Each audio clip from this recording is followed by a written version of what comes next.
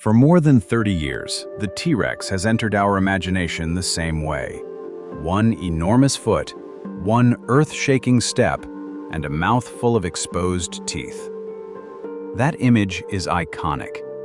It is also probably wrong. The real Tyrannosaurus rex may have had lips covering its teeth, a body much more muscular than museum models suggest, a metabolism closer to a bird than a lizard, and feet that worked more like an ostrich than a giant walking tank. And now there is an even bigger problem for the classic picture. Some fossils once labeled teenage T-Rex may belong to a completely different predator. So how did scientists upgrade the most famous dinosaur on Earth? And if the new evidence is right, was T-Rex not just bigger, but smarter, quieter, and more precisely built for killing?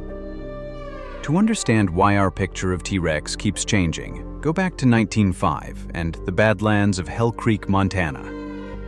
Paleontologist Barnum Brown was hunting for a discovery big enough to put New York's American Museum of Natural History ahead of its rivals.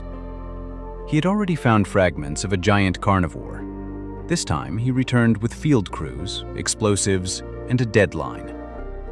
After months of digging, Brown had enough bones to prove that he had found something extraordinary. His boss, museum director Henry Fairfield Osborne, did not wait for the complete skeleton to arrive in New York. He gave the animal a name first: Tyrannosaurus rex, the tyrant lizard king. That name was based on incomplete evidence. The first reconstruction had to borrow parts from related dinosaurs. The hands were wrong, the tail was too long, the posture was too upright. The result looked dramatic, but it was less like a living animal and more like a prehistoric machine assembled from spare parts. For decades, artists and filmmakers inherited that design. The upright posture became the default. The tail dragged or balanced behind the body. The teeth stayed permanently exposed. Every new illustration made the same guess look more like a fact. Then, researchers began asking a better question. What can the fossilized tissues tell us, not just the bones? In the 1970s, scientists took a closer look at the way the vertebrae connected and where the ligaments attached. The skeleton was not built to stand like a kangaroo. A vertical T-Rex would have forced the head and spine into an awkward position. The more realistic posture was nearly horizontal. The tail lifted off the ground and acted as a counterbalance. The head projected forward. The entire body became a dynamic system. Hips, tail, spine, and skull lined up for movement. That change matters because a predator's posture is not just a pose. It tells us how the animal hunted. A T-Rex that leaned forward could track a target, turn its head, and transfer enormous force through its neck and jaws. It was not a slow dinosaur waiting for prey to wander into its mouth. It was a balanced, active predator. But its most famous weapon still needed an upgrade. T-Rex teeth could reach roughly a foot in length. They were thick, serrated, and built to withstand violent impacts. A single bite could crush bone, but a broken tooth would be a serious problem for an animal that depended on its jaws. For years, the exposed tooth look seemed obvious. Crocodiles have visible teeth, and T-Rex was often reconstructed with a similar open reptilian grin.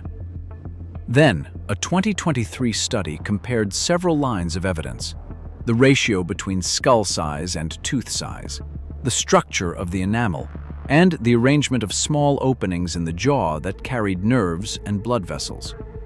The pattern matched lipped reptiles, such as monitor lizards, more closely than crocodiles.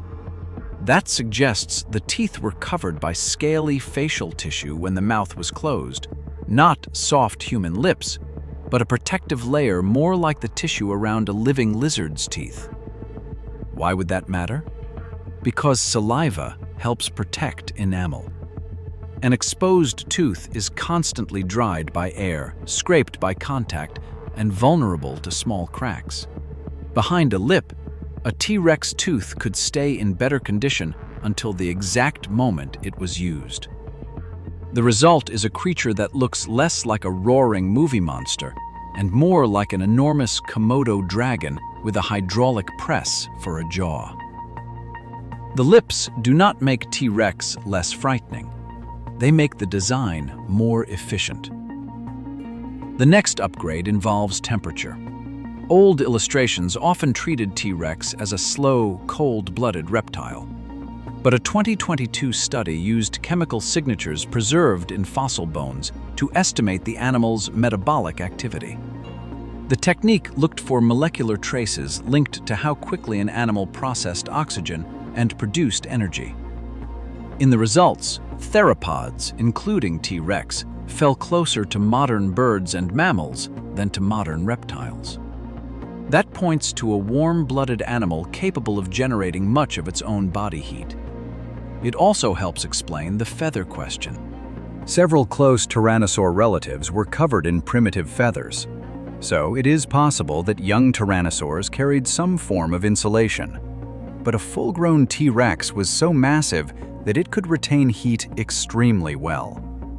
A thick coat might have become a disadvantage, trapping too much heat during activity. The safest reconstruction is not a simple feathers or no feathers answer.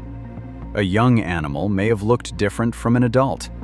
The largest T-Rex was probably mostly scaled, while smaller relatives or younger individuals could have retained more filament-like covering.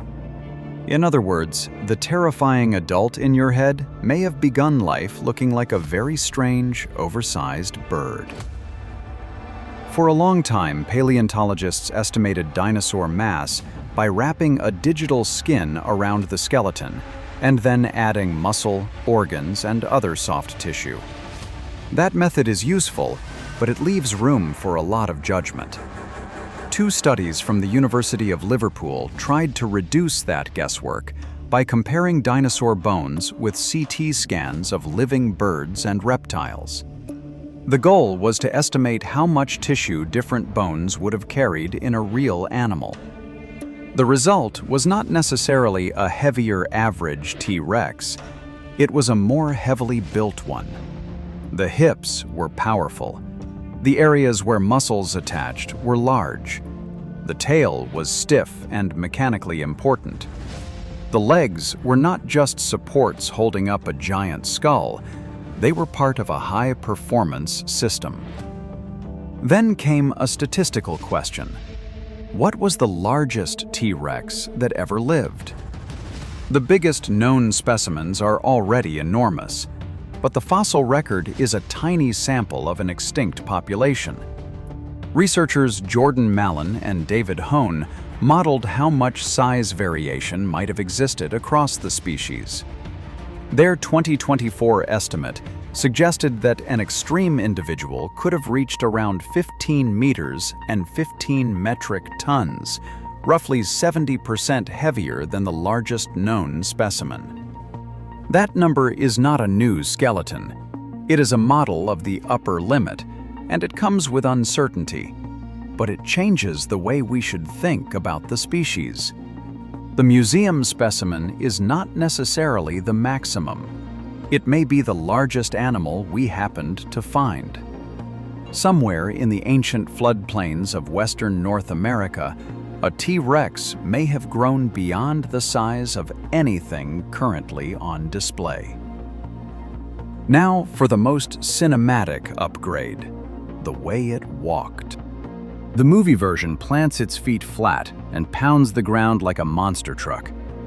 But a 2026 study from researchers at the College of the Atlantic and other institutions examined the anatomy of the foot alongside trackway evidence and biomechanical models.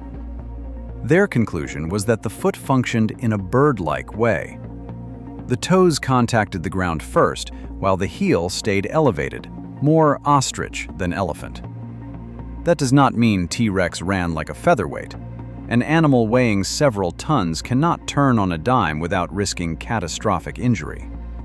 But a flexible toe-first foot could help it maintain balance, shorten the time between steps, and adjust the position of its head during a chase.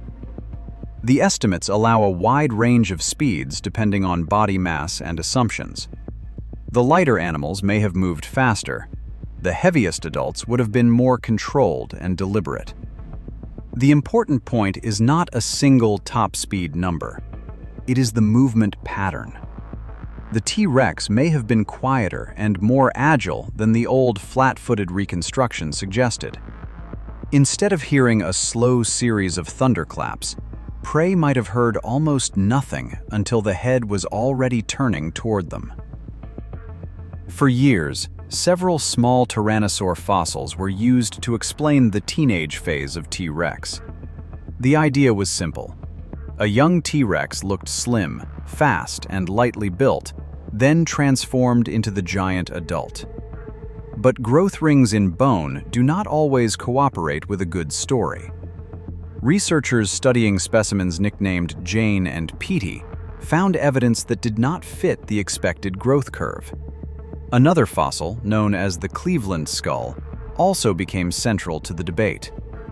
In 2025, a study in Nature argued that the Cleveland skull and similar fossils represent mature animals belonging to Nanotyrannus, a smaller tyrannosaur rather than a juvenile T-Rex. The evidence included growth patterns and anatomical features that do not simply change during puberty, such as the shape of sinuses and details of the skull and pelvis. That would mean the ancient ecosystem had more than one kind of tyrannosaur, a giant apex predator and a smaller, faster relative living alongside it. But this is where science gets more interesting than a clean headline. Not every paleontologist agrees that every disputed specimen is Nanotyrannus. Some researchers think the debate is still open, especially for fossils such as Jane and Petey. The responsible conclusion is not, the mystery is over. It is that the old teenage T-Rex model can no longer be treated as settled fact. If Nanotyrannus was real, a young T-Rex was not simply a smaller version of the adult. It occupied a different world, competing with other predators and needing its own hunting strategy. That brings us to the senses. The T-Rex brain was not just a small reptile brain hiding behind a huge skull. The olfactory bulbs, the brain regions involved in smell, were large.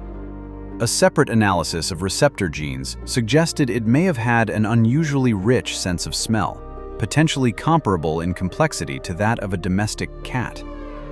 That does not prove it could smell blood from miles away, but it does suggest that the world of T-Rex was organized around chemical information: prey, carrion, territory, and other animals leaving invisible trails through the landscape. Its eyes were also positioned for overlapping fields of view. That gave it depth perception, useful for judging distance as a predator approached a moving target. So picture the upgraded T-Rex. Scaly facial tissue protecting its teeth, a warm, active metabolism, a heavily muscled body, a flexible, bird-like foot, a brain tuned to smell, and a skull aimed at precise, bone-crushing force. That is not the clumsy dinosaur from the old posters. It is something more unsettling. A predator whose entire body seems to have been optimized for finding, tracking, and finishing prey. The first T-Rex was named from incomplete bones in a Montana quarry. 120 years later, those same fragments are still changing shape under new tests, new scans, and new ideas. The king of the tyrant lizards did not become more dangerous because scientists added imaginary features. It became more dangerous because the evidence became more precise. The lips, the feet, the metabolism, the muscles, the senses. Each clue removes a little more of the movie monster and replaces it with a real animal. And the real animal may have been faster, more balanced, more resilient, and far more specialized than the version we grew up fearing. The old T-Rex is gone. Long live the king.